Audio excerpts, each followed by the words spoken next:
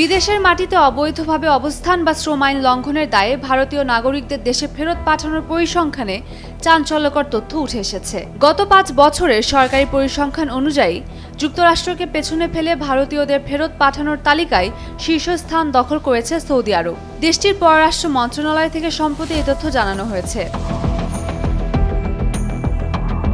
ভারতের পররাষ্ট্র প্রতিমন্ত্রী কীর্তিবর্ধন সিং লোকসভায় জানান, ভারতীয়দের এই গণবহিষ্কারের পেছনে মূলত ভিসা বা রেসিডেন্সি কার্ডের মেয়াদ শেষ হওয়ার পর অবস্থান করা, কাজের অনুমতি বা ওয়ার্ক পারমিট ছাড়া কাজ করা, শ্রম আইন লঙ্ঘন, নিয়োগকর্তার নজর এড়িয়ে পালিয়ে যাওয়া এবং বিভিন্ন দেওয়ানি বা ফৌজদারি মামলায় অভিযুক্ত হওয়ার মতো কারণগুলো রয়েছে।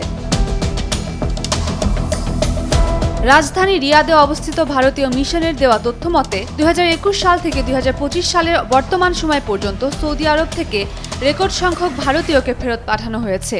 এর মধ্যে ২০২১ সালে ৮,৮৮৭ জন, ২০২২ সালে ১০,২৭৭ জন, ২০২৩ সালে ১১,৪৮৬ জন, ২০২৪ সালে ৯,২০৬ জন এবং ২০২৫ সালের এখন পর্যন্ত ৭,০১৯ জনকে দেশে ফেরত পাঠানো হয়েছে।